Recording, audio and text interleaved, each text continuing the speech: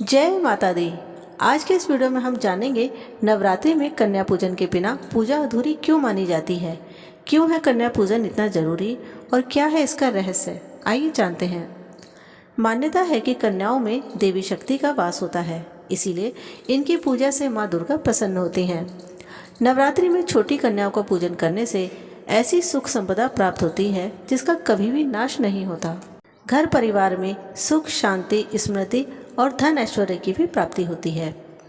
कन्या पूजन से जाने अनजाने में किए गए समस्त पापों का नाश होता है और जीवन में प्रगति के मार्ग खुलते हैं। ज्योतिषीय मान्यताओं के अनुसार जिनकी भी कुंडली में राहु केतु खराब है, उन्हें कन्या पूजन जरूर करना चाहिए। कन्या पूजन से राहु शांत होता है और इससे सभी बाकी के ग्रह भी अच्छे परिणाम देते हैं, जिससे समाज में मान सम्मान की प्राप्ति होती है। और सबसे महत्वपूर्ण बात, नवरात्रि में माँ दुर्गा का पूजा अनुष्ठान कन्या पूजन के बिना अधूरा है। इसीलिए जो लोग भी नवरात्रि में व्रत रखते हैं, उन्हें अपने व्रत का पूर्ण फल प्राप्त करने के लिए कन्या पूजन जरूर करना चाहिए। कन्या पूजन की विधि क्या है, आइए जान लेते हैं। कन्या पूजन वाले दिन सबसे पहले तो घर को साफ स्वच्छ कर लें। इसके बाद स्नान करके घर के आंगन और मुख्य द्वार को अच्छी तरह से साफ करके गंगा जल का छिड़काव करें। कन्या साक्षात देवी का स्वरूप होती हैं, इसीलिए उनके स्वागत के लिए द्वार पर रंगोली बनाएं। इसके बाद प्रसाद बनाएं। प्रसाद बनाने के लिए किचन को भी गंगा जल से शुद्ध कर लें। इस दिन माँ भगवती को मुख्य रूप से हलवे और चने का भोग लगाया जाता है, इसलिए सूजी का हलवा और चने का प्रसाद तैयार कर लें।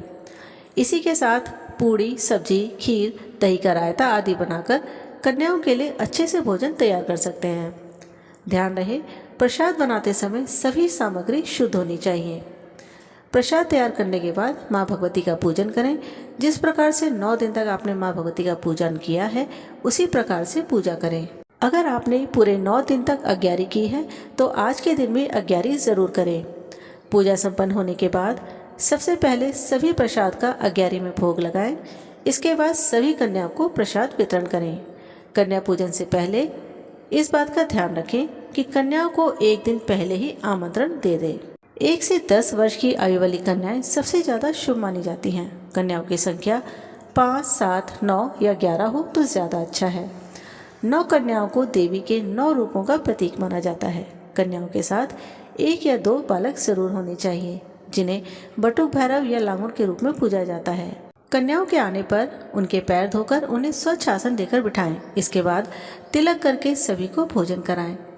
भोजन के बाद उन्हें दक्षिणा दें। कपड़े और सुंदर गिफ्ट भी अपनी सामर्थ्य के अनुसार दे सकते हैं। अंत में कन्याओं को विदा करने से पहले उनके चरण छूकर आशीर्वाद जरूर प्राप्त करें। ऐसा समझिए कि इस समय कन्याओं के रूप में माँ भगवती साक्षात आपके घर में विराजमान है। इसीलिए यदि आपसे नवरात्रि के दौरान गलती से कोई भूल चूक हो गई हो तो उसके लिए माफ़ी मांग लें और उनकी कृपा प्राप्ति के लिए उनसे प्रार्थना करें। कन्याओं की विदाई के बाद कलश को किसी स्वच्छ स्थान पर विसर्जित कर दें। इसके बाद स्वयं भी प्रसाद ग्रहण करें। आइए अब जान लेते हैं इस बार सप्तमी, अष्टमी और नवमी किस दिन की है।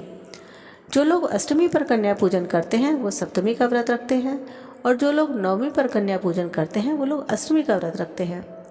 देखिए, इस बार तृतीय तिथि घट रही है तो इसका असर सप्तमी, अष्टमी और नवमी पर भी पड़ेगा, लेकिन इसको लेकर आप बिल्कुल भी कंफ्यूज ना हो। साल 2025 के पत्रक के अनुसार 4 अप्रैल शुक्रवार की सप्तमी है और 5 अप्रैल शनिवार को अष्टमी का पूजन होगा। जो लोग नवमी करते हैं वो अष्टमी का व्रत रखकर 6 अप्रैल रविवार को नवमी का कन्या पूजन करेंगे। वीडियो को सभी के साथ शेयर जरूर करें। जय माता दी।